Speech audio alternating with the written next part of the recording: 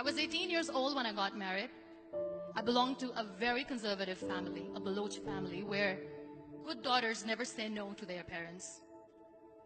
My father wanted me to get married, and all I said was, if that makes you happy, I'll say yes. And of course, it was never a happy marriage. Just about after 2 years of getting married, about 9 years ago, I met a car accident. Somehow my husband fell asleep and the car fell in the ditch. He managed to jump out, saved himself. I'm happy for him. But I stayed inside the car and I sustained a lot of injuries. The list is a bit long. Radius ulna of my right arm were fractured. The wrist was fractured. Shoulder bone and collarbone were fractured. My whole rib cage got fractured. But that injury that changed me and my life completely was the spine injury. Many people came to rescue.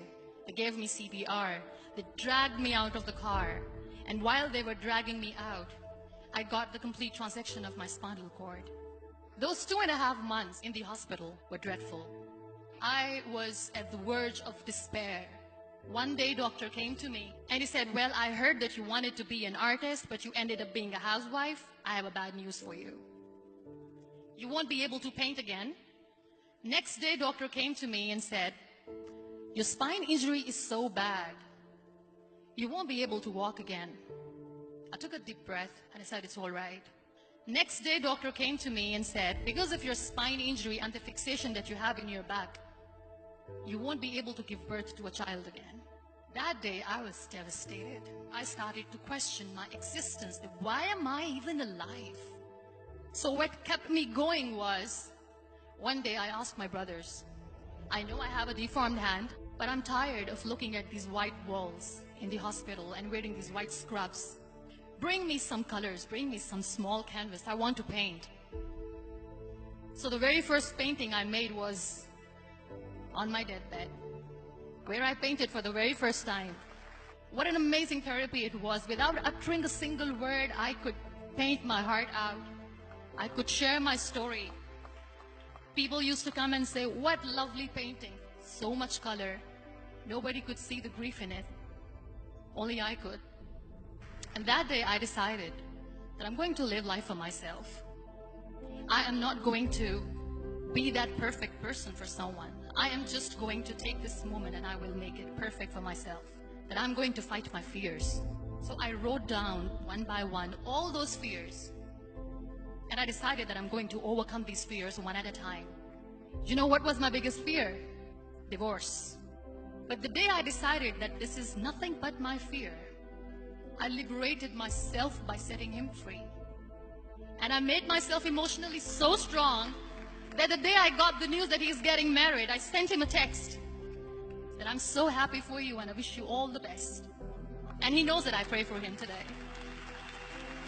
Number 2 was, I won't be able to be a mother again. And that was quite devastating for me. But then I realized there are so many children in the world, all they want is acceptance. So there is no point of crying, just go and adopt one. And that's what I did.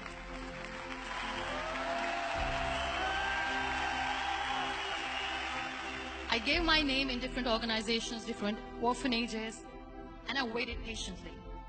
2 years later, I got this call from a very small city in Pakistan. I got a call and they said, are you Muniba Mazari? There is a baby boy and would you like to adopt? I could literally feel the labor pain. I said, yes, yes, I am going to adopt him. I am coming to take him home. And that day, I was 2 days old, and today he's 6. You know, when you end up being on the wheelchair, what's the most painful thing?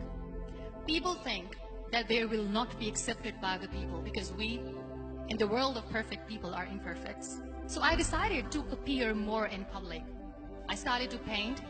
I have done a lot of modeling campaigns. I decided that I'm going to join the national TV of Pakistan as an anchor person. I became the National Goodwill Ambassador for UN Women Pakistan, and now I speak for the rights of women, children.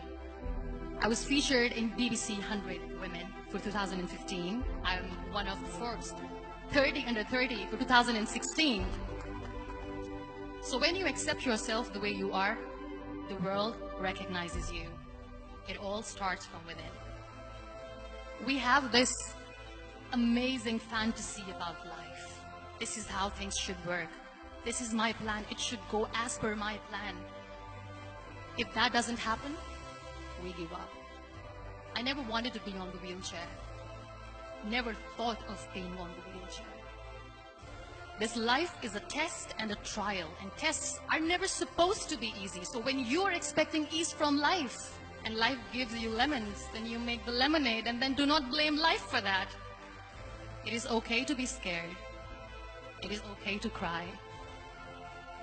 Everything is okay, but giving up should not be an option. They always say that failure is not an option. Failure should be an option, because when you fail, you get up, and then you fail, and then you get up, and that keeps you going. Embrace each and every breath that you are taking. Celebrate your life. Live it. Don't die before your death. Real happiness lies in gratitude. So be grateful, be alive, and live every moment.